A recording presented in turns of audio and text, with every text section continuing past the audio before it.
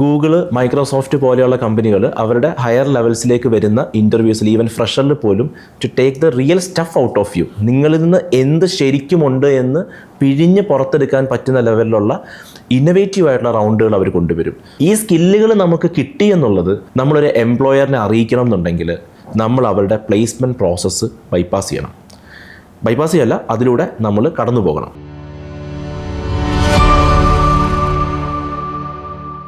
Employability സ്കിൽസിനെ പറ്റി സംസാരിക്കുമ്പോൾ നമ്മൾ പ്ലേസ്മെൻറ്റ്സ് എന്നൊരു മെത്തേഡിലേക്ക് വരുമ്പോൾ നമ്മുടെ Indian companies or foreign companies ഇത് രണ്ടിൻ്റെയും പ്ലേസ്മെൻറ്റ് ടെക്നിക്സ് വേറെ ഓർ സ്ട്രാറ്റജീസ് തന്നെ വേറെയാണ്. അതേപോലെ work ambience or work culture it self is different. അപ്പോൾ ഈ ഇൻ്റർനാഷണൽ കമ്പനീസിലേക്ക് പ്ലേസ് ആവാനൊക്കെ ആയിട്ട് എങ്ങനെയാണ് കുട്ടികളെ നമുക്ക് മോൾഡ് ചെയ്തെടുക്കാൻ സാധിക്കുക? അതിന് ഏതെങ്കിലും ഡിഫറെൻറ്റ് സ്ട്രാറ്റജീസ് ഉണ്ടോ? അവരുടെ അതായത് ഒരു കുട്ടിയെ പ്ലേസ് ചെയ്യാൻ അവർ യൂസ് ചെയ്യുന്ന പാരാമീറ്റേഴ്സ് എന്തൊക്കെയാണ്?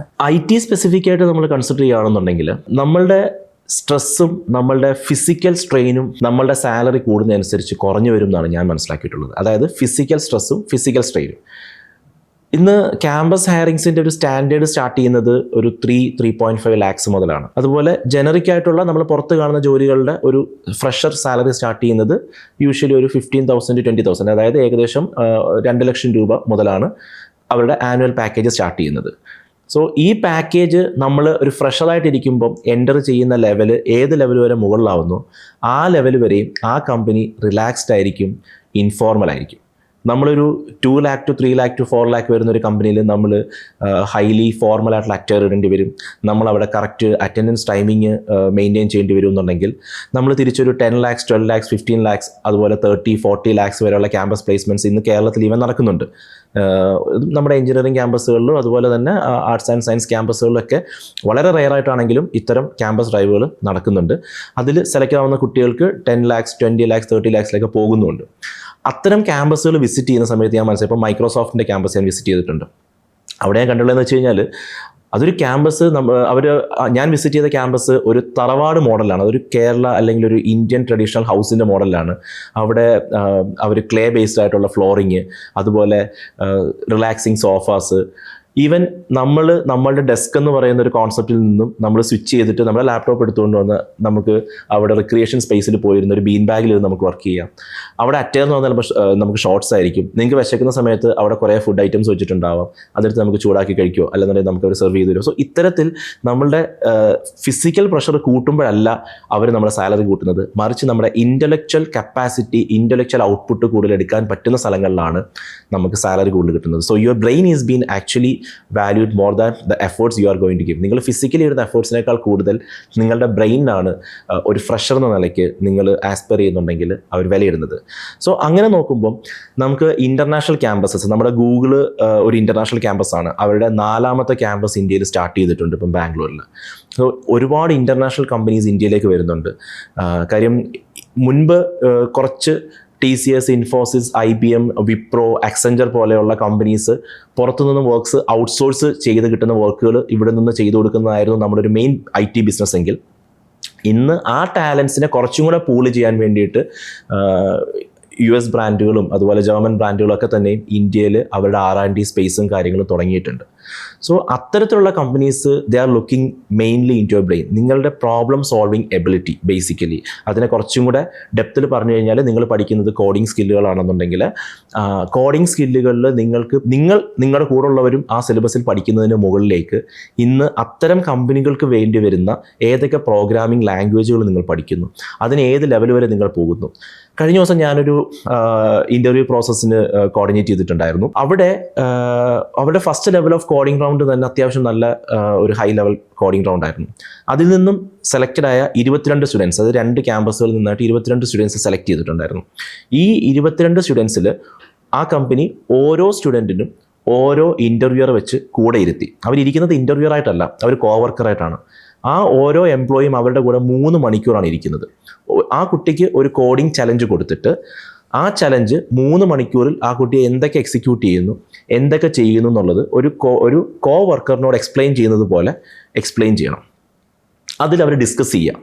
അപ്പോൾ ഒരു ഇൻ്റർവ്യൂ പ്രോസസ്സ് അല്ല ശരിക്കും നടക്കുന്നത്. ഒരു വർക്കറായിട്ട് ഒരു പേഴ്സൺ, ഒരു കമ്പനിയിലെ ഒരു റെപ്രസെൻറ്റേറ്റീവ് 3 മണിക്കൂർ ഒരു കുട്ടിയുടെ കൂടെ ടൈം സ്പെൻഡ് ചെയ്തിട്ടാണ് അവിടെ ആ പ്രോസസ്സ് കംപ്ലീറ്റ് ചെയ്തത്. ഈ 3 മണിക്കൂറിന് ശേഷം ഈ കൂടെ വർക്ക് ചെയ്ത വർക്കർ, കമ്പനിയുടെ റെപ്രസെൻറ്റേറ്റീവ് കൊടുക്കുന്ന ഫീഡ്ബാക്കിനെ ബേസ് ചെയ്തിട്ട് അടുത്ത ഇൻ്റർവ്യൂവർ ഇയാളെ ഇൻ്റർവ്യൂ ചെയ്യും.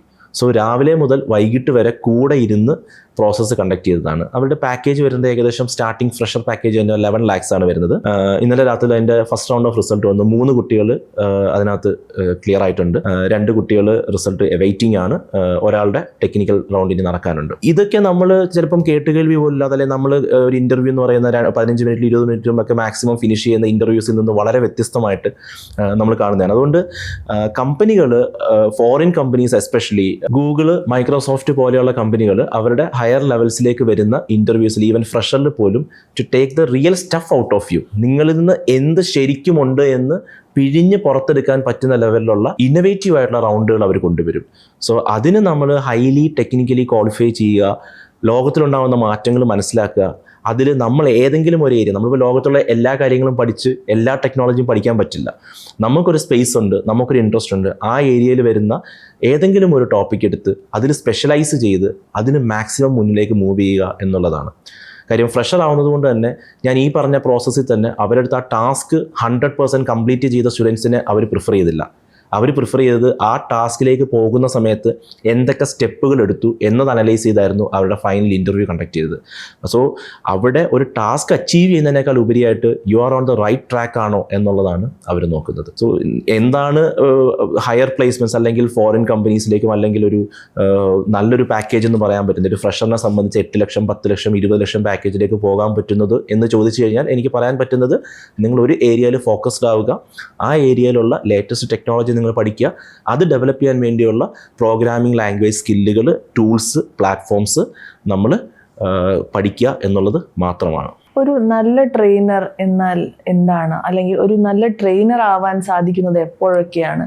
ഒരു നല്ല ട്രെയിനർ ആവുക എന്നൊക്കെ പറയുമ്പോൾ ഞാൻ അതിനെപ്പറ്റി പറയണമെന്നുണ്ടെങ്കിൽ ഞാനൊരു നല്ല ട്രെയിനർ ആണോ എന്നുള്ളൊരു ക്വസ്റ്റ്യനാണ്. അല്ലെങ്കിൽ ഒരു ട്രെയിനർ ആകാൻ വേണ്ടിയുള്ള എന്തെങ്കിലും ഒരു കോഴ്സ് ഞാൻ പഠിച്ചിട്ടുണ്ടോ എന്ന് ചോദിക്കുന്നത് ഒരു ക്വസ്റ്റ്യനാണ്. അങ്ങനെ നിർവചിക്കാൻ പറ്റുന്ന രീതിയിലുള്ള കോഴ്സുകളോ കാര്യങ്ങളോ ഒന്നും ഞാൻ ചെയ്തിട്ടില്ല. എൻ്റെ കഴിഞ്ഞ 12-13 വർഷത്തെ എക്സ്പീരിയൻസ് ആണ് അത്.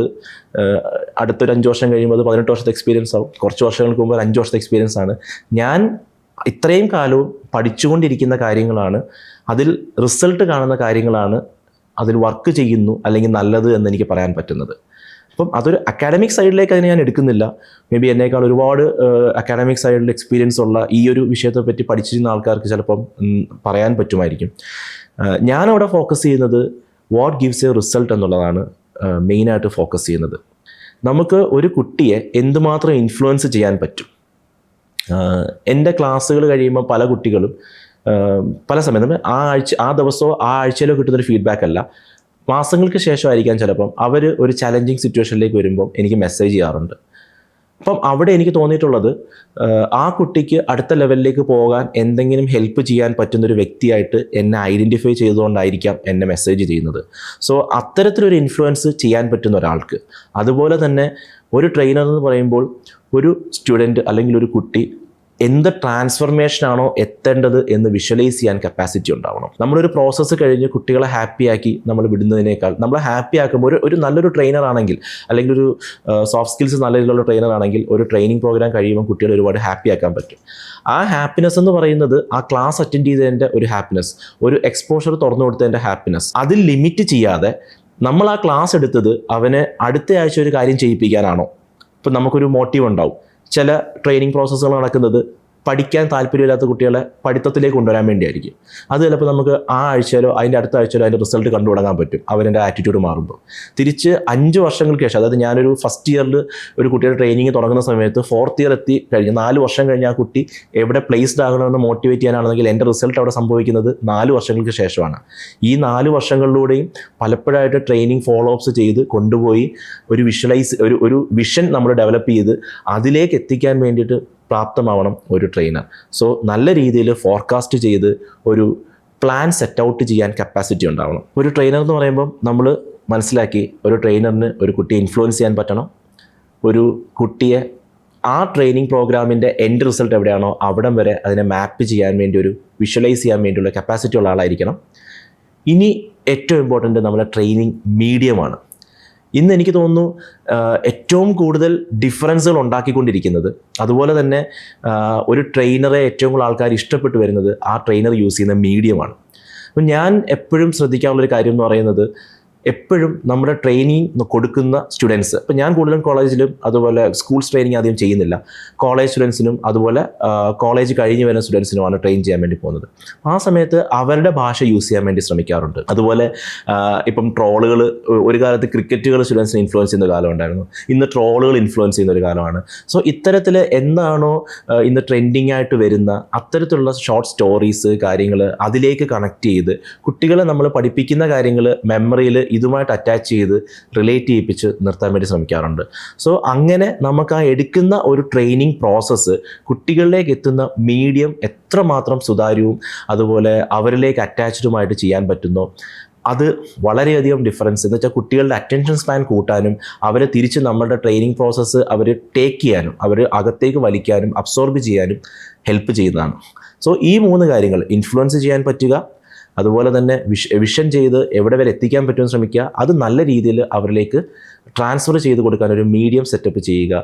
ഈ 3 കാര്യങ്ങളാണ് ഞാൻ നല്ലൊരു ട്രെയിനറിൽ കാണുന്നത്. ഞാനും എൻ്റെ ടീമിലേക്ക് ട്രെയിനേഴ്സിനെ ആഡ് ചെയ്യുന്ന സമയത്തും ഞാൻ ഈ 3 കാര്യങ്ങൾക്കും ഇമ്പോർട്ടൻസ് കൊടുത്താണ് ഓരോ ടീം മെമ്പേഴ്സിനെയും നമ്മൾ ടീമിലേക്ക് ആഡ് ചെയ്യുന്നത്. അപ്പോൾ ഒരു ട്രെയിനർ എപ്പോഴും റെലവെൻ്റ് ആയിരിക്കണം അല്ലേ, to whatever is happening around. അതിനോട് എപ്പോഴും ഒരു കാഴ്ചപ്പാട് പുലർത്തുന്ന ഒരാളായിരിക്കണം, എന്നാലേ അവർക്ക് നല്ലൊരു ട്രെയിനർ ആവാൻ സാധിക്കും. ഡെഫിനറ്റ്ലി നമ്മൾ ചെയ്യാൻ പോകുന്ന കാര്യം എന്താണെന്ന് കൃത്യമായി മനസ്സിലാക്കി അത് റിസീവ് ചെയ്യുന്ന ആളുടെ ഒരു മൈൻഡിൽ നിന്ന് അല്ലെങ്കിൽ തോട്ട് പ്രോസസ്സിൽ നിന്ന് അതിനെ കൺസീവ് ചെയ്ത് കൊണ്ടുവരുമ്പോഴാണ് അത് ആ കിട്ടേണ്ട ആൾക്കാർക്ക് റെലവൻ്റ് ആയിട്ടും അതുപോലെ അതിൻ്റെ എന്താണ് എൻ്റെ റിസൾട്ട് അത് എത്തുകയും ചെയ്യുന്നത്. ഈ ഗ്രൂപ്പിലുള്ള വേറെ ആൾക്കാരെ പറ്റി പറഞ്ഞല്ലോ, അപ്പോൾ എസ്തെറ്റിക്സ് പ്രൊവൈഡ് ചെയ്യുന്ന ഡിഫറെൻറ്റ് കോഴ്സസിനെ പറ്റി പറയാം. അതേപോലെ ക്ലയൻറ്റ്സ് ആരൊക്കെയാണ് ഇതായിട്ട് എസ്തെറ്റിക്സ് ആയിട്ട് കൂടെ നിൽക്കുന്നവർ, അവരെ പറ്റി ഒന്ന് സംസാരിക്കാമോ? നമ്മൾ 2 വേർട്ടിക്കൽസ് ആണ് എസ്തെറ്റിക്സിൽ പ്രൊവൈഡ് ചെയ്യുന്നത്. ഒന്ന് എന്ന് പറയുന്നത് ഞങ്ങളുടെ എസ്തെറ്റിക്സ് എഡ്യൂടെക് എന്ന് പറയുന്ന ഇൻസ്റ്റിറ്റ്യൂഷൻ ബേസ്ഡ് ട്രെയിനിങ് ആണ്. ഞങ്ങളുടെ ഓഫീസ് കൊച്ചിയിൽ വൈറ്റ്ലയിലാണുള്ളത്. അവിടെ നമുക്ക് ഒരു അറ്റ് എ ടൈം നമുക്കൊരു 250 സ്റ്റുഡൻസിനെ വരെ അക്കോമഡേറ്റ് ചെയ്യാൻ പറ്റുന്ന ഫെസിലിറ്റിയാണുള്ളത്. അപ്പോൾ മൾട്ടിപ്പിൾ ബാച്ചസിലായിട്ട് നമ്മൾ അറൗണ്ട് 700-750 സ്റ്റുഡൻസിനെ നമുക്ക് അക്കോമഡേറ്റ് ചെയ്ത് ഓഫ്ലൈൻ ട്രെയിനിങ് പ്രോഗ്രാംസ് കണ്ടക്ട് ചെയ്യാൻ പറ്റും. ഈ ഫെസിലിറ്റിയിൽ നമ്മൾ കൊടുക്കുന്ന പ്രോഗ്രാംസ് എന്ന് പറയുന്നത് ഇന്ന് സോഫ്റ്റ്വെയർ എഞ്ചിനീയറിംഗ് അല്ലെങ്കിൽ IT ഫീൽഡിൽ നമ്മൾ റെലവൻ്റ് ആയിട്ട് വരുന്ന ഒരു 7 ടെക്നോളജീസ് പിക്ക് ചെയ്തിട്ടുണ്ട്. സോ ഒരു 2-3 ഇയേഴ്സ് ഡൗൺ ദ ലൈൻ, നമ്മളിപ്പം ഈ ഒരു പ്രോസസ്സ് സ്റ്റാർട്ട് ചെയ്തിട്ട് ഫ്യൂ ഇയേഴ്സായി, ഒരു 2-3 ഇയേഴ്സ് ഡൗൺ ദ ലൈൻ വരുമ്പോഴേക്കും ഈ 7 വേർട്ടിക്കൽസിലും നമുക്ക് നമ്മുടെ ട്രെയിനിങ് പ്രോഗ്രാംസ് സ്പാൻ ചെയ്യണം.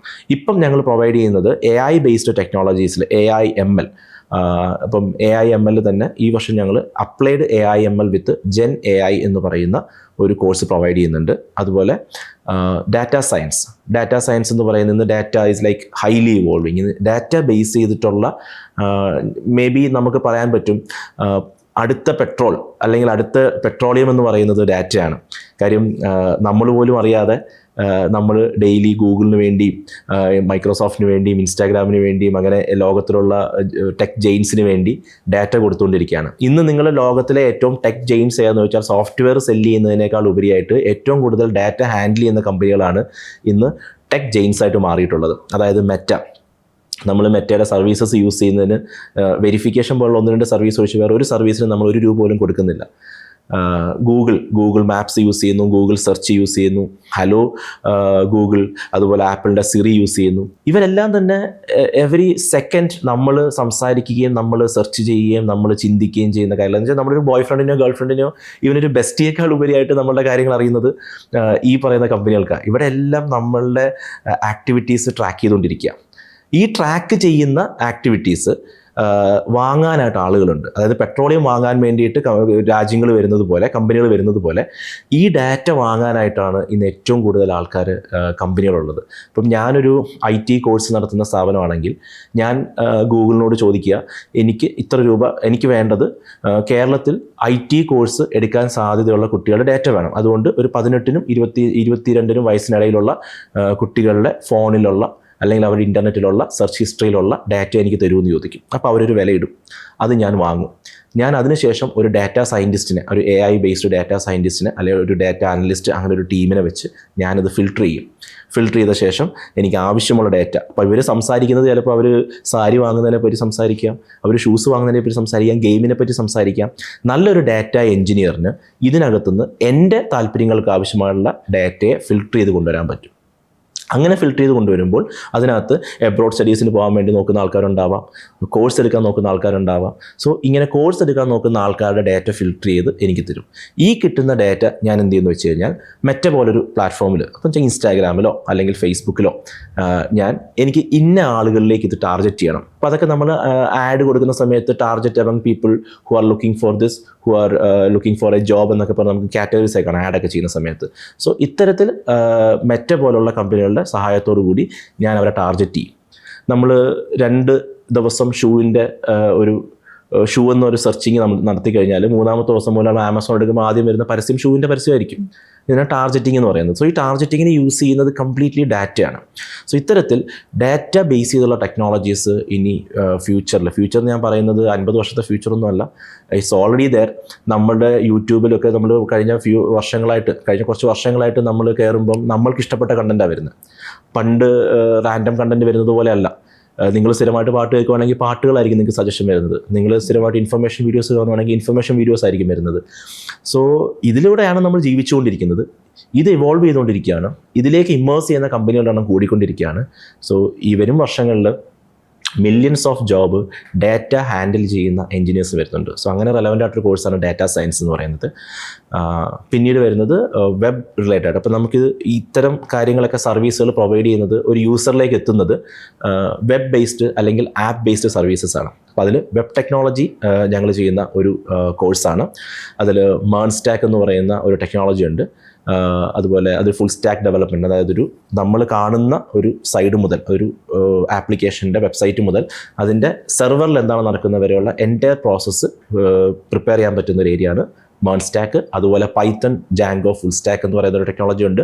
പിന്നെ .NET എന്ന് പറയുന്ന ഒരു ഫ്രെയിംവർക്ക് ഉണ്ട്. സോ ഇങ്ങനെ പല ടെക്നോളജീസ് നമ്മൾ കൊടുക്കുന്നത്. ഈ പല ടെക്നോളജീസിനും പല യൂസുകളാണ്. ഇപ്പം നമ്മളൊരു OTT പ്ലാറ്റ്ഫോം പോലൊരു സാധനം ഡെവലപ്പ് ചെയ്യാനാണെന്നുണ്ടെങ്കിൽ കൂടുതലായിട്ടും മേൺ സ്റ്റാക്ക് പോലെയുള്ള പ്ലാറ്റ്ഫോംസ് കോഴ്സസ് ആണ് അതിന് ഹെൽപ്ഫുൾ ആവുക. തിരിച്ച് നമുക്ക് കുറച്ചുകൂടെ AI സൈഡിലേക്ക് നിൽക്കുകയും കുറച്ച് ജനറിക് ആയിട്ടുള്ള വെബ് ആപ്ലിക്കേഷൻസ് ഡെവലപ്പ് ചെയ്യാനാണെന്നുണ്ടെങ്കിൽ പൈത്തൺ, ജാങ്കോ പോലെയുള്ള പ്ലാറ്റ്ഫോംസ് ഹെൽപ്ഫുൾ ആണ്. അതുപോലെ എൻ്റർപ്രൈസ് ലെവൽ ആപ്ലിക്കേഷൻ, നമ്മളിപ്പം ഇന്ത്യ മുഴുവനുള്ള പാസ്പോർട്ട് ഓഫീസുകൾക്ക് ഒരു സോഫ്റ്റ്വെയർ സിസ്റ്റം ഉണ്ടാക്കണം, അല്ലെങ്കിൽ കേരളത്തിലെ പഞ്ചായത്ത് ഓഫീസുകൾക്ക് മുഴുവൻ ഒരു സോഫ്റ്റ്വെയർ ഡെവലപ്പ് ചെയ്യണം, സിസ്റ്റം ഡെവലപ്പ് ചെയ്യണം. ഇത്തരത്തിലുള്ള കാര്യങ്ങളാണ് എൻ്റർപ്രൈസ് ലെവൽ ആപ്ലിക്കേഷൻസ് പറയുന്നത്. അതിന് Java, .NET, Java full stack, .NET full stack തുടങ്ങിയിട്ടുള്ള ഫുൾ സ്റ്റാക്ക് ആപ്ലിക്കേഷൻസ് ആണ് ഉപയോഗിക്കുന്നത്. സോ ഇതാണ് ആപ്ലിക്കേഷൻ ഡെവലപ്മെൻറ്റ് പ്ലാറ്റ്ഫോംസ് പറയുന്നത്. പിന്നെ മൊബൈൽ ആപ്ലിക്കേഷൻ ഡെവലപ്മെൻറ്റ് പ്ലാറ്റ്ഫോംസ് ഉണ്ട്, ഫ്ലട്ടർ പോലെയുള്ളത്. സോ ഇതിൽ ഞങ്ങൾ സ്പെഷ്യലൈസ് ചെയ്യുന്നത് മേൺ stack, Python full stack, .NET full stack ആണ്. പിന്നെ ഇത് എല്ലാം ഒരു കുറച്ചുകൂടെ കോഡിങ് റെലവൻ്റ് ആയിട്ടുള്ള, അതായത് നമുക്ക് കോഡിങ്ങും കൂടെ ചെയ്ത് നമുക്ക് പ്രോഗ്രാം സോഫ്റ്റ്വെയർസ് ഡെവലപ്പ് ചെയ്യുന്ന സൈഡാണ്. കോഡിങ് കുറച്ചും കൂടെ കുറഞ്ഞു വരികയും എന്നാൽ IT-യിൽ തന്നെ ജോലി കിട്ടാൻ സാധ്യതയുള്ള മറ്റ് ഏരിയകളാണ് UI UX, user interface, user experience എന്ന് പറയും. അതായത് നമ്മൾ എന്താ സംഭവിക്കുക, സിമ്പിളായിട്ട് പറഞ്ഞു കഴിഞ്ഞാൽ നമ്മൾ ചില വെബ്സൈറ്റ്സ് ഒക്കെ എടുത്തിട്ട് ഒരു വൃത്തിയായിട്ട് എക്സ്പീരിയൻസ് ആണെന്ന് പറയും.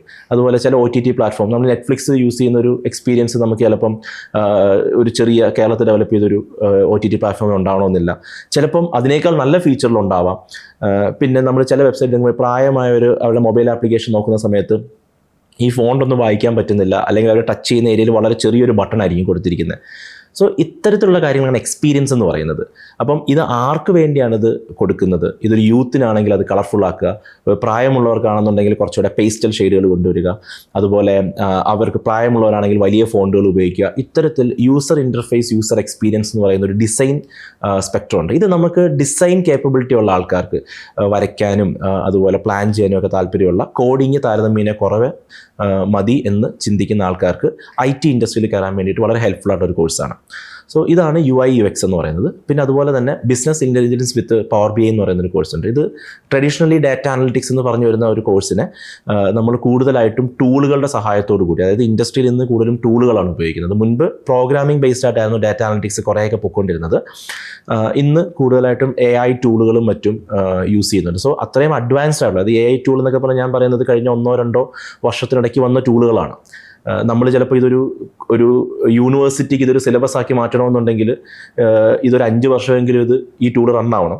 5 വർഷം ഇത് റണ്ണായ ശേഷം അവരൊരു സിൻഡിക്കേറ്റ് ഫോം ചെയ്ത് ഒരു സിലബസ് റിവിഷൻ നടത്തി അത് ഇംപ്ലിമെൻറ്റ് ചെയ്ത് ആ സ്റ്റുഡൻസ് പഠിച്ചിറങ്ങുമ്പോഴേക്കും ഈ ടൂൾ വന്നിട്ട് 10 വർഷമായിട്ടുണ്ടാവും. ഈ 10 വർഷം കൊണ്ട് ഈ ടൂളിൻ്റെ റെലവൻസ് മൊത്തം പോയിട്ടുണ്ടാവും. സോ അതുകൊണ്ടാണ് ഞാൻ നേരത്തെ പറഞ്ഞത്, നമ്മൾ സ്കില്ലിംഗ് പ്രോഗ്രാമുകൾ നമുക്കൊരിക്കലും ഒരു യൂണിവേഴ്സിറ്റി ലെവലിൽ അല്ലെങ്കിൽ ഒരു കോളേജ് ലെവലിൽ ചെയ്യാൻ പറ്റില്ല. സോ ഇത്തരത്തിലുള്ള കോഴ്സുകളാണ് ഇങ്ങനെ അഡ്വാൻസ്ഡ് ആയിട്ടുള്ള ടൂൾസ് യൂസ് ചെയ്ത് ഇന്ന് ഇൻഡസ്ട്രി റെലവൻ്റ് ആയിട്ടുള്ള ഒരു ലെവലിലേക്ക് സ്റ്റുഡൻസിനെ എക്വിപ്പ് ചെയ്യുന്ന കോഴ്സുകളാണ് എയ്സ്തെറ്റിക്സ് എഡ്യൂടെക്കിൻ്റെ ട്രെയിനിങ് ഇൻസ്റ്റിറ്റ്യൂട്ടിൽ ഒരു വേർട്ടിക്കലായിട്ട് വരുന്നത്. അതോടൊപ്പം ഞങ്ങൾ ചെയ്യുന്ന രണ്ടാമതൊരു വേർട്ടിക്കലാണ് കോളേജ് ട്രെയിനിങ്ങുകൾ എന്ന് പറയുന്നത്. അതായത് ഞാൻ നേരത്തെ പറഞ്ഞ കാര്യങ്ങളാണ് ക്യാമ്പസ് റിക്രൂട്ട്മെൻറ്റ് ട്രെയിനിങ്. ഇന്ന് കേരളത്തിലുള്ള പ്രധാനപ്പെട്ട എഞ്ചിനീയറിംഗ് ക്യാമ്പസുകൾ, രാജഗിരി ഗ്രൂപ്പ് ഓഫ് ഇൻസ്റ്റിറ്റ്യൂഷൻസ് ഉണ്ട്, Muthoot institute of science and technology, Toc H, Jyothi engineering college, Christ campus, IHRDയുടെ കോളേജുകൾ, മോഡൽ എഞ്ചിനീയറിംഗ് ക്യാമ്പസ്, ഇത്തരത്തിലുള്ള കോളേജുകളിലാണ് ഞങ്ങൾ ട്രെയിനിങ്സ് ചെയ്യുന്നത്.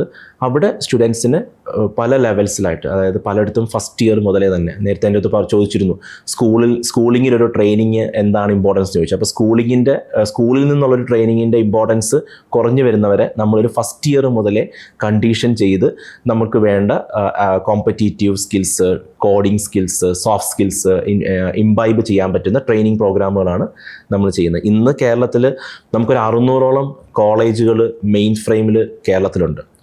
അതിലൊരു 150 എഞ്ചിനീയറിംഗ് കോളേജുകളും ഒരു 400-500ഓളം ആർട്സ് ആൻഡ് സയൻസ് ക്യാമ്പസുകളുണ്ട്. ഇതിൽ വളരെ സ്ട്രോങ് ആയിട്ടുള്ളൊരു ട്രെയിനിങ് ആൻഡ് ഡെവലപ്മെൻറ്റ് എക്കോസിസ്റ്റം ഞാൻ കണ്ടിട്ടുള്ളത് ഒരു 50-ൽ താഴെ കോളേജുകളിൽ മാത്രമാണ്. അതിൽ 50 കോളേജുകളിൽ താഴെ മാത്രമാണ് ഒരു വെരി സ്ട്രോങ് ട്രെയിനിങ് എക്കോസിസ്റ്റം ഞാൻ കണ്ടിട്ടുള്ളത്. സോ അത്തരം ക്യാമ്പസുകളാണ് നമ്മൾ കൂടുതലായിട്ട് അസോസിയേറ്റ് ചെയ്യുന്നത്. ഇതിനൊരു അവയർനെസ്സിൻ്റെ ഒരു കുറവുണ്ട്. ഇത്തരം പ്രോഗ്രാമുകൾക്കുണ്ടാകുന്ന ഡിഫറൻസ്, ഒരുപാട് ക്യാമ്പസുകളും ട്രെയിനിങ് ഒരു അധിക ചിലവായിട്ടാണ്, അതായത് എക്സ്റ്റേണൽ ട്രെയിനിങ്ങുകൾ, ഈ യൂണിവേഴ്സിറ്റി എക്സാമിന് പുറത്തേക്ക് വരുന്ന ട്രെയിനിങ്ങുകളെല്ലാം ഒരു അധിക ചിലവായിട്ടാണ് കാണുന്നത്. ഇന്ന് എല്ലാ കുട്ടികളും IVക്ക് പോകാൻ വേണ്ടിയിട്ട്, ടൂർ പോകാമെന്ന് ബേസിക്കലി പറയാം, 10,000-20,000 രൂപ ഒരു സ്റ്റുഡൻറ്റ് ചിലവാക്കുന്ന സമയത്ത് ഒരു 5,000 രൂപ പോലും ഒരു 4 വർഷത്തെ അല്ലെങ്കിൽ 3 വർഷത്തെ എംപ്ലോയബിലിറ്റി ഡെവലപ്മെൻറ്റിന് വേണ്ടിയിട്ട് പെർ ഹെഡ് സ്പെൻഡ് ചെയ്യാത്തൊരു സിറ്റുവേഷൻ നമ്മൾ കാണുന്നത്. സോ അവിടെ നമ്മൾ എന്താണ് ഇമ്പോർട്ടൻസ് കൊടുക്കുന്നത്, എത്തരത്തിലുള്ള പ്രൊഡക്ട്സിനാണ് നമ്മൾ ഇമ്പോർട്ടൻസ് കൊടുക്കുന്നത്, പ്രയോറിറ്റി കൊടുക്കുന്നത് എന്നുള്ളതും മേ ബി ഒരു ക്വസ്റ്റ്യനാണ്. അതെനിക്ക് തോന്നുന്നു ഇത്തരം പ്രോഗ്രാമുകളുടെ അവയർനെസ് കുറവുണ്ടാകാം. സോ ഈ 2 വെർട്ടിക്കൽസിലായിട്ട് എംപ്ലോയബിലിറ്റി സ്കിൽസ് മാക്സിമം സ്റ്റുഡൻസിലേക്ക് എത്തിക്കാനും അത് എംപവർ ചെയ്യാനും വേണ്ടിയുള്ള ട്രെയിനിങ് പ്രോഗ്രാംസാണ് സോഫാർ എയ്സ്തെറ്റിക്സ് എഡ്യൂടെക്കിൽ നമ്മൾ കൊടുക്കുന്നത്. ഈ ട്രെയിനിങ് എന്ന് പറയുമ്പോൾ നമ്മൾ പല സ്ട്രാറ്റജീസ് അപ്ലൈ ചെയ്തുകൊണ്ടുള്ള ഒരു കാര്യമാണല്ലോ. IIM എന്നുള്ള MBA ഇതിനെ എത്രമാത്രം സഹായിച്ചു, അല്ലെങ്കിൽ അതിൽ നിന്ന് ഉള്ള ഇൻപുട്സിനെ പറ്റി ഒന്ന് സംസാരിക്കാം. IIMൽ നിന്ന് കിട്ടിയൊരു എക്സ്പീരിയൻസ് അല്ലെങ്കിൽ അതിൻ്റെ ഒരു കണ്ടീഷനിങ് എന്ന് പറഞ്ഞു കഴിഞ്ഞാൽ, നമ്മൾ തികച്ചും വളരെ ബ്രോഡായിട്ട് നമ്മൾ കാര്യങ്ങളെ കാണാൻ തുടങ്ങിയൊരു സിറ്റുവേഷൻ ആയിരുന്നു അത്. അതായത് നമ്മൾക്കൊരു രീതിയിലുള്ള പാമ്പറിങ് ഇല്ല, നമ്മൾക്കൊരു രീതിയിലുള്ള കംപ്ലയിൻസ് ഇല്ല, നമ്മൾ എന്ത് ചെയ്യണോ അത് ചെയ്ത് കാണിക്കുക എന്ന് പറയുന്ന ഒരൊറ്റ സിസ്റ്റം മാത്രമാണ് ഞാൻ അവിടെ കണ്ടിട്ടുള്ളത്. അവിടെ നമ്മുടെ ഒരു പ്രൊഫഷണാലിറ്റി, അതുപോലെ നമ്മളുടെ വർക്ക് ഔട്ട്പുട്ട് എടുക്കുന്നതിൽ ഇതിനൊരു ഓപ്പൺ പ്ലാറ്റ്ഫോമാണ് ഞാൻ കണ്ടത്. മെയിൻലി പറഞ്ഞു കഴിഞ്ഞാൽ പല സബ്ജക്റ്റുകൾക്ക് അവിടെ എക്സാമിനേഷൻ പോലും ഇല്ല. അപ്പോൾ നമ്മൾ പഠിക്കുന്നതൊക്കെ ഒരു എക്സാമിനേഷൻ എഴുതി പാസ്സാവാനാണ് എന്നുള്ളൊരു തോട്ടിലേക്ക് അപ്പുറത്തേക്ക് നമ്മൾ പഠിക്കുന്നത്, നമ്മൾ ട്രെയിൻഡ് ആവേണ്ടത്, നമ്മൾ സ്കിൽസ് നേടാനും ടാസ്കുകൾ അക്കംപ്ലിഷ് ചെയ്യാനുമാണെന്നുള്ളൊരു ബോധമാണ് എനിക്ക് അവിടെ നിന്ന് കിട്ടിയത്. എസ്പെഷ്യലി ഞങ്ങളുടെ ആദ്യത്തെ ഒരാഴ്ച എന്നൊക്കെ പറയുന്നത് മേ ബി ഒരു റാഗിങ് എന്നൊക്കെ പറഞ്ഞു കഴിഞ്ഞാൽ അതൊരു നെഗറ്റീവ് ടേമിലോട്ട് പോകാം. ഒരു റാഗിങ് അല്ല, ശരിക്കും ആ സിസ്റ്റവുമായിട്ട് 2 വർഷത്തെ അവിടെ സർവൈവ് ചെയ്യാനുള്ള സിസ്റ്റവുമായിട്ട് കണക്ട് ചെയ്യാൻ വേണ്ടിയുള്ള ഒരു ഹൈലി ഇൻറ്റൻസീവായിട്ടുള്ള ടാസ്കുകൾ നമുക്ക് തരുന്നതാണ് അവിടുത്തെ ഫസ്റ്റ് 1 വീക്ക് എന്ന് പറയുന്നത്. ഇത് അക്കാഡമിക്കലിയും അതുപോലെ പിയർ പ്രഷറും അതുപോലെ സീനിയേഴ്സിൽ നിന്നുള്ള പ്രഷർ. മേ ബി രാത്രി 12 മണിയാകുമ്പോൾ നമുക്കൊരു ടാസ്ക് വരും, രാവിലെ 6 മണിക്കായിരിക്കും അതിൻ്റെ സബ്മിഷൻ ടൈം വരുന്നത്. അപ്പോൾ നമ്മൾ വിചാരിക്കും പകലൊക്കെ ഫ്രീ ആയിരിക്കും. പകൽ അതിനനുസരിച്ച് ചെയ്യാനുള്ള ബാക്കി കാര്യങ്ങളും ക്ലാസ്സുകളും ഉണ്ടാവും. അങ്ങനെ ഇപ്പോഴും എൻ്റെ ഒരു ക്ലാസ്മേറ്റ് ഫസ്റ്റ് വീക്കിലുള്ള ഒരു മീറ്റിങ്ങിൽ എണീറ്റ് എന്ന് പറഞ്ഞ ഓർമ്മയുണ്ട്, ഞങ്ങൾ വീട്ടിൽ നിന്ന് കൊണ്ടുവന്ന പെട്ടികൾ പോലും തുറക്കാൻ നിങ്ങൾ സമയം തന്നിട്ടില്ല എന്ന്. ഇതൊരു രസകരമായ ഒരു റാഗിങ്ങിൻ്റെ പാർട്ടാണ്. ഇതെല്ലാ IIMസിലും തുടർന്ന് വരുന്ന ഒരു സിസ്റ്റമാണ്. നെഗറ്റീവായിട്ടുള്ള കാര്യങ്ങളൊന്നുമില്ല. പക്ഷെ ആ ഒരു 1 വീക്ക് കൊണ്ട് നമ്മൾ കംപ്ലയിൻറ്റ് ചെയ്യുക, അല്ലെങ്കിൽ ഞങ്ങളിവിടെ വന്നിരിക്കുന്നത്, അല്ലെങ്കിൽ നമ്മൾ ഒരു നിമിഷം സ്പെൻഡ് ചെയ്യുന്നത് എത്ര വർത്ത്ഫുൾ ആയിരിക്കണം എന്നുള്ളതിനെ പറ്റി ഒരു ബോധ്യം കിട്ടിയിട്ടുണ്ട്. ഇത് പിന്നെ മുന്നോട്ട് പോകുമ്പോൾ ഞാൻ പറഞ്ഞതുപോലെ പരീക്ഷകളില്ലാത്ത സബ്ജക്റ്റുകൾ, ഫാക്കൽറ്റികൾ അവരുടെ സബ്ജക്റ്റുകൾ ക്രിയേറ്റ് ചെയ്തിട്ട് ഞങ്ങളുടെ മുന്നിൽ പ്രസൻറ്റ് ചെയ്യും. അപ്പം 50 സബ്ജക്റ്റ് ആയിരിക്കും ഒരു സെമസ്റ്ററിൽ അല്ലെങ്കിൽ ഒരു ട്രിമസ്റ്ററിൽ അവർ പ്രസൻറ്റ് ചെയ്തത്. അതിൽ നിന്നും നമ്മൾക്ക് പഠിക്കാൻ താല്പര്യമുള്ള സബ്ജക്റ്റുകൾ നമ്മൾ പേര് കൊടുക്കുക. അങ്ങനെ minimum number of students register ചെയ്യുന്ന സബ്ജക്റ്റുകൾ മാത്രമേ അവിടെ എടുക്കത്തുള്ളൂ. അപ്പം ഫാക്കൽറ്റിക്ക് പോലും ഹൈലി റെലവൻ്റ് ആയിട്ടുള്ള ഒരു കരിക്കുലവും ഹൈലി റെലവൻ്റ് ആയിട്ടുള്ള ഒരു കോഴ്സും പ്രസൻറ്റ് ചെയ്യുന്ന ഒരു പ്രഷർ അവിടെ ഉണ്ടാവും. സോ നമുക്ക് കിട്ടുന്നത് ഏറ്റവും അഡ്വാൻസ്ഡ് ആയിട്ടുള്ള, അതായത് 4, 5, 10 വർഷം മുമ്പ് പ്രിസ്ക്രൈബ് ചെയ്ത് വെച്ചിരിക്കുന്ന ഒരു സിലബസ് ആയിരിക്കത്തില്ല. ആ ദിവസമോ ആ ആഴ്ചയിലോ ആ മാസത്തിലോ ഇവോൾവ് ചെയ്ത് വന്ന കാര്യങ്ങൾ ബേസ് ചെയ്തായിരിക്കും ഒരു സബ്ജക്റ്റ് നമ്മൾ പഠിക്കുന്നത്. സോ ഇത്തരത്തിൽ ഒരു ഓപ്പൺ മൈൻഡഡ് ആയിട്ട് നമ്മൾ എഡ്യൂക്കേഷനെയും എഡ്യൂക്കേഷൻ സിസ്റ്റത്തെയും കാണാൻ വേണ്ടി തുടങ്ങുകയും നമ്മളുടെ റിസൾട്ടുകൾ അവിടെ വാല്യൂ ചെയ്യുന്നത്, അതുപോലെ തന്നെ അവിടെ നമുക്ക് ഈ ഗ്രേഡിംഗ് സിസ്റ്റമാണ്. അതായത് ഇത്ര പെർസെൻറ്റേജ് മാർക്ക് ഉണ്ടായിട്ട് കാര്യമില്ല. ഇപ്പം എല്ലാവരും 90% മുകളിലാണ് കിടക്കുന്നതെന്നുണ്ടെങ്കിൽ ആ 90% ഏറ്റവും താഴെ കിടക്കുന്ന കുട്ടിയുടെ മാർക്കെങ്കിൽ അയാൾക്ക് ഗ്രേഡ് ഏറ്റവും താഴെ ആയിരിക്കും. സോ അവിടെ ഒരു കോമ്പറ്റീറ്റീവ്നെസ് ഉണ്ട്. അപ്പം നമ്മൾ തമ്മിൽ ഭേദം എങ്ങനെയാണ് എന്നുള്ളൊരു സിസ്റ്റം. സോ ഇങ്ങനെയുള്ള കുറേ ലേണിങ്സുകൾ നമുക്ക് കിട്ടി. ഇതൊന്നും ഒരു ഒറ്റയടിക്ക് നമുക്ക് പുറത്തുകൊണ്ട് ഇംപ്ലിമെൻറ്റ് ചെയ്യാൻ പറ്റിയില്ലെങ്കിലും നമ്മൾ ഏത് ലക്ഷ്യത്തിലേക്കാണ് മൂവ് ചെയ്യുന്നതെന്നുള്ളതും, അല്ലെങ്കിൽ നമ്മൾ ട്രഡീഷണലി വർക്ക് ചെയ്ത് വന്ന പല കാര്യങ്ങളിലും നമ്മൾ സ്റ്റിക്ക് ഓൺ ചെയ്ത് നിൽക്കേണ്ട കാര്യമില്ലെന്നുള്ളതിനുള്ള ഒരു ഓപ്പൺനെസ് ആണ് IIMൽ നിന്ന് എനിക്ക് കിട്ടിയത്.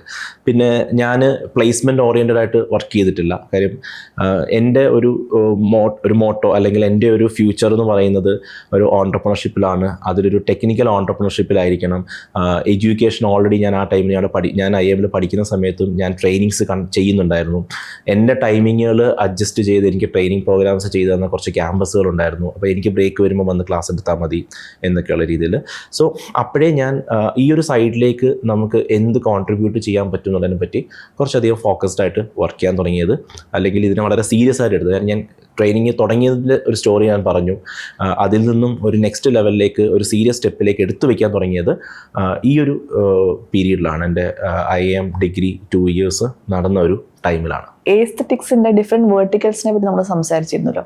അതിൽ ഒരു സ്റ്റുഡൻറ്റും അവരുടെ എംപ്ലോയബിലിറ്റി സ്കിൽസും തമ്മിലുള്ള ഗ്യാപ്പ് ഫിൽ നമ്മൾ എങ്ങനെയാണ് ചെയ്യുന്നത്? നമ്മളൊരു ആക്ടിങ് സ്കൂള്, ഒരു നടനെ ഉണ്ടാക്കുക, അല്ലെങ്കിൽ നമ്മളൊരു ഷെഫിൻ്റെ സ്കൂള്, ഒരു ഷെഫിനെ ക്രിയേറ്റ് ചെയ്യുക എന്നൊക്കെ പറയുന്നത് പോലെ എന്താണ് ഒരു IT കോഴ്സിന് ചെയ്യാൻ പറ്റുന്നത്, അവിടെ എന്താണ് വർക്ക് ചെയ്യാനുള്ളത്. IT ഒക്കെ തന്നെയല്ലേ കുട്ടികൾ ഇപ്പം സബ്ജക്റ്റുകൾ തന്നെ IT, information technology in BTech, അല്ലെങ്കിൽ കമ്പ്യൂട്ടർ സയൻസ് ഇൻ BTech ഒക്കെ പഠിക്കുന്നുണ്ട്, അല്ലെങ്കിൽ BCA പഠിക്കുന്നുണ്ട്. അപ്പം ഈ ജോലി എന്ന് പറയുന്ന ഒരു പ്രോസസ്സിലും അതുപോലെ പഠനം എന്ന് പറയുന്ന ഒരു അക്കാഡമിക് ഡിഗ്രി എന്ന് പറയുന്ന പ്രോസസ്സിനും ഇടയിൽ എന്തുകൊണ്ടൊരു ട്രെയിനിങ് സിസ്റ്റം വരുന്നു എന്നുള്ളതിൻ്റെ റെലവൻസ് എനിക്ക് ഡിസ്കസ് ചെയ്യാൻ താല്പര്യമുണ്ട്. നമ്മൾ പഠിക്കുന്നത്, നമ്മുടെ സിലബസിൽ പഠിക്കുന്നത് അക്കാഡമിക്കാണ്, അതായത് നോളജാണ്. ഈ നോളജ് നമുക്ക് ചെറിയ രീതിയിലൊക്കെ പ്രാക്ടിക്കലി സെറ്റ് ചെയ്ത് കൊണ്ടുപോകാൻ വേണ്ടിയുള്ള വർക്ക്ഷോപ്പുകളും ലാബുകളും ഒക്കെ നമുക്ക് അവൈലബിൾ ആണ്.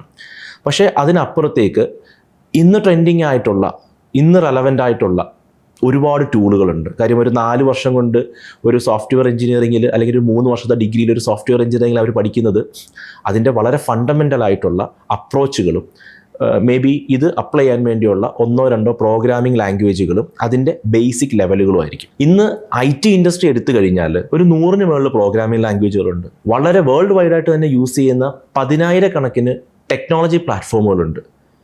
ഇതൊന്നും നമുക്കൊരു കരിക്കുലത്തിലേക്ക് കൊണ്ടുവരാൻ പറ്റില്ല. തിരിച്ച് ഇത് മാത്രമായിട്ട് ഫോക്കസ് ചെയ്യാൻ തുടങ്ങി കഴിഞ്ഞാൽ നമ്മളിന്ന് ബിടെക്കിൽ തന്നെ കമ്പ്യൂട്ടർ സയൻസിനെ തന്നെ നമുക്കൊരു 100 അല്ലെങ്കിൽ ഒരു 200 മിനിമം സബ് ബ്രാഞ്ചുകളായിട്ട് മാറ്റി 200 കോഴ്സുകൾ സ്റ്റാർട്ട് ചെയ്യേണ്ടി വരും. അപ്പോൾ ഇതൊന്നും പ്രാക്ടിക്കലി പോസിബിൾ ആയിട്ടുള്ള കാര്യങ്ങളല്ല.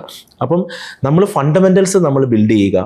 നമ്മൾ കോളേജിൽ പഠിക്കുമ്പോൾ തന്നെ നമ്മൾ നോളജേറ്റീവ്ലി കാര്യങ്ങൾ പഠിക്കുക.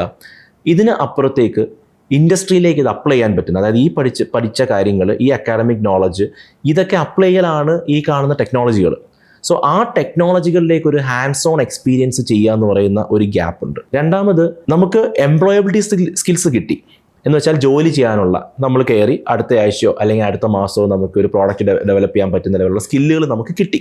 ഈ സ്കില്ലുകൾ നമുക്ക് കിട്ടി എന്നുള്ളത് നമ്മളൊരു എംപ്ലോയറിനെ അറിയിക്കണം എന്നുണ്ടെങ്കിൽ നമ്മൾ അവരുടെ പ്ലേസ്മെൻറ്റ് പ്രോസസ്സ് ബൈപ്പാസ് ചെയ്യണം.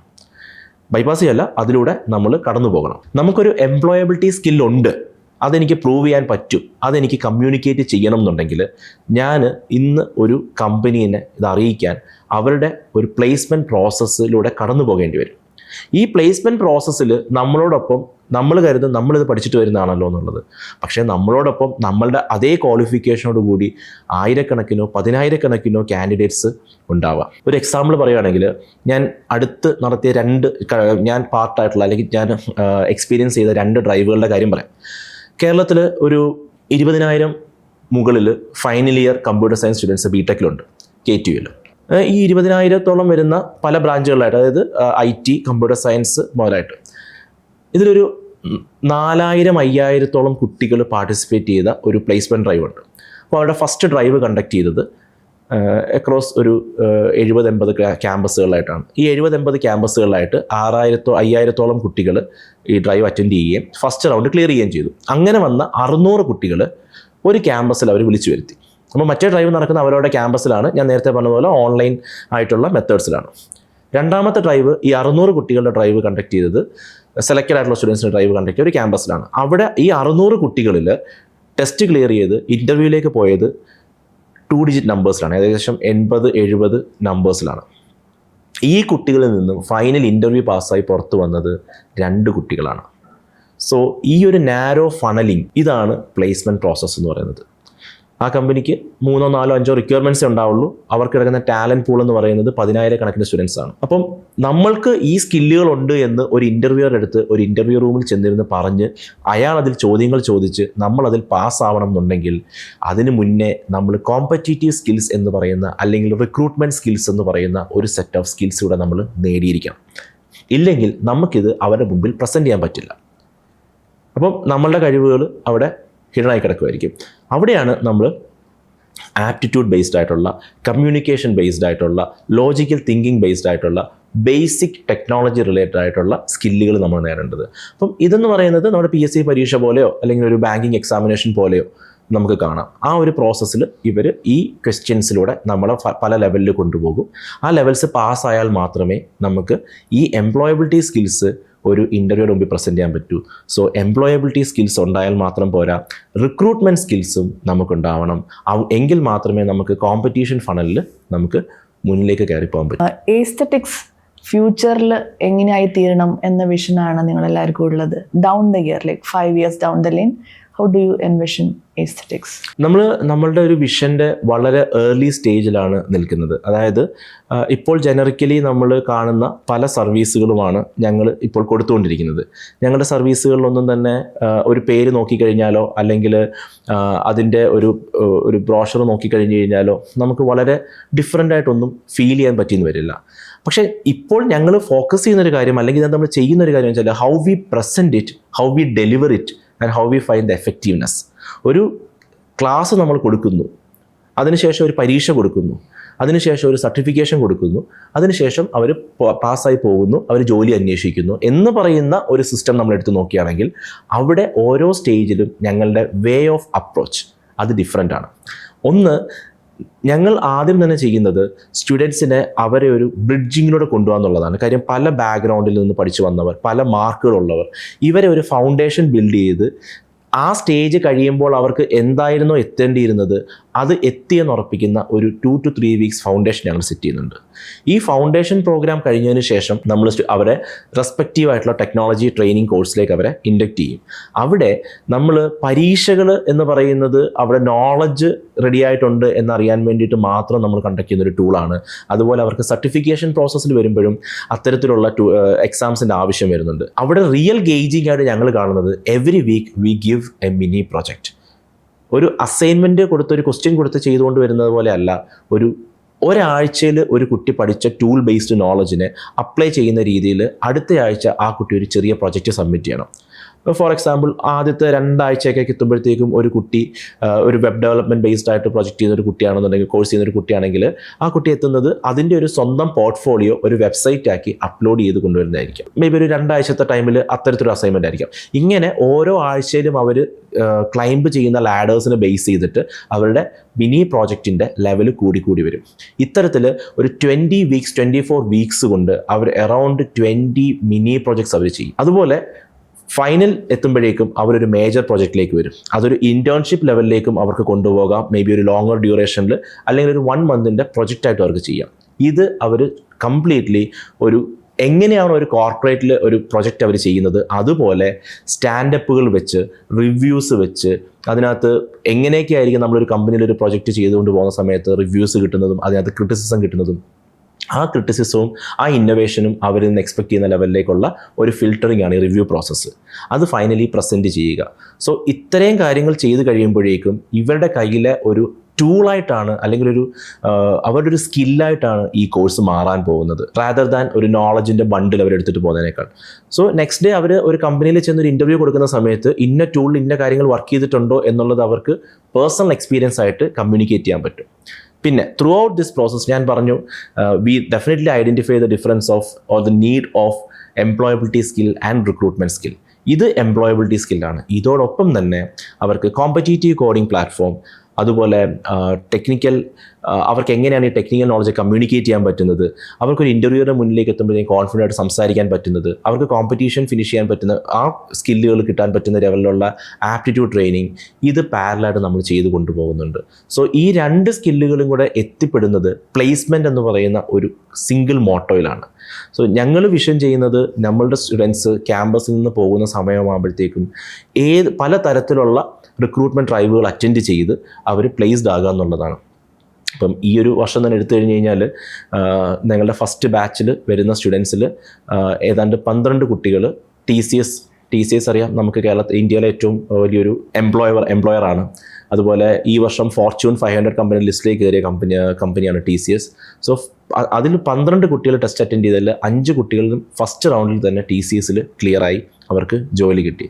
സോ അങ്ങനെ കിട്ടാനുള്ളൊരു കാരണം അവർക്ക് നമ്മൾ ടെക്നോളജി പഠിപ്പിക്കുന്നതിനൊപ്പം തന്നെ ഈ പറയുന്ന റിക്രൂട്ട്മെൻറ്റ് സ്കില്ലുകളും കൂടെ പഠിപ്പിക്കുന്നത് കൊണ്ടാണ്. സോ റിക്രൂട്ട്മെൻറ്റ് സ്കില്ലുകൾ ഉണ്ടെങ്കിൽ മാത്രമേ നമുക്ക് ഈ കോമ്പറ്റീറ്റീവ് എഡ്ജിൽ എത്തിക്കാൻ പറ്റൂ. സോ ഇതാണ് ഞാൻ പറഞ്ഞ ഒരു ബേബി സ്റ്റെപ്പ് എന്ന് പറയുന്നത്. ഇപ്പോൾ നമ്മൾ ചെയ്യുന്ന സർവീസസ് അല്ലെങ്കിൽ ഇപ്പോൾ നമുക്ക് ചുറ്റുമുള്ള training programmes, education, academic related കാര്യങ്ങളെ ഞങ്ങൾ ഇപ്പോൾ കൺസീവ് ചെയ്യുന്ന ഒരു ബേബി സ്റ്റെപ്പ്.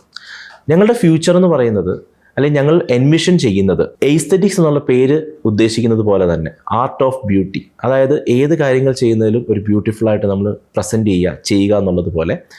സോ ഒരു ഫ്യൂച്ചറിലേക്ക് നമ്മൾ നോക്കുമ്പോൾ എഡ്യൂക്കേഷൻ എന്ന് പറയുന്ന ഏരിയ, അതിന് ഒരു സ്കൂളിങ്ങിന് പുറത്തേക്ക് കോളേജ് ലെവല് അല്ലെങ്കിൽ അതിനപ്പുറത്തേക്ക് വരുമ്പോഴേക്കും എഡ്യൂക്കേഷൻ എന്ന് പറയുന്നത് ഒരു വൊക്കേഷണൽ സൈഡിലേക്ക് പോകുന്ന ആസ്പെക്റ്റാണ്. അതായത് നമ്മളെ ജോലി ചെയ്യാൻ പ്രാപ്തമാക്കുക. അതുപോലെ ഇന്ന് ചലഞ്ചിങ് ആൻഡ് എവർ ഇവോൾവിങ് ആയിട്ടുള്ളൊരു സെനാരിയോയിൽ, ഒരു സിറ്റുവേഷനിൽ നമ്മളെ പിടിച്ചു നിർത്താൻ പറ്റുന്ന ഒരു സപ്പോർട്ടിങ് സിസ്റ്റമാണ് നമുക്ക് ഒരു സ്കൂളിംഗ് കഴിഞ്ഞിട്ടുള്ള എഡ്യൂക്കേഷൻ എന്ന് പറയുന്നത്. സോ ആ ഒരു എഡ്യൂക്കേഷൻ ഫീൽഡിൽ എന്തൊക്കെ ഗ്യാപ്പുകൾ നമ്മുടെ സിസ്റ്റത്തിലുണ്ടോ അത് ബ്യൂട്ടിഫുള്ളായിട്ട്, അതിൻ്റെ ഒരു ആർട്ടോട് കൂടി, നമ്മളുടെ ഒരു സിഗ്നേച്ചറോട് കൂടി പ്രസൻറ്റ് ചെയ്യാൻ പറ്റുന്ന പല കോഴ്സുകൾ, അതുപോലെ ഇൻസ്റ്റിറ്റ്യൂഷൻസ്, കൺസൾട്ടിങ് സപ്പോർട്ടുകൾ പ്രൊവൈഡ് ചെയ്യുക എന്നുള്ളതാണ് എസ്തെറ്റിക്സ് ഒരു നിയർ ഫ്യൂച്ചർ, മേ ബി ഒരു 5 to 10 years നിയർ ഫ്യൂച്ചറിൽ എൻവിഷൻ ചെയ്യുന്നത്. മേ ബി അത് ഇപ്പോൾ നമ്മൾ ചെയ്യുന്നത് ഒരു ഔട്ട്സൈഡ് കോളേജ് പ്രോഗ്രാമുകളായിരിക്കാം. ഞങ്ങൾ വിഷൻ ചെയ്യുന്നത് ഇന്ന് പ്രൈവറ്റ് എഡ്യൂക്കേഷനിൽ കേരള ഗവൺമെൻറ് ആണെങ്കിലും ഇന്ത്യ ഗവൺമെൻറ് ആണെങ്കിലും ഒരുപാട് ഓപ്പർച്യൂണിറ്റീസ് തുറന്നു തരുന്നുണ്ട്.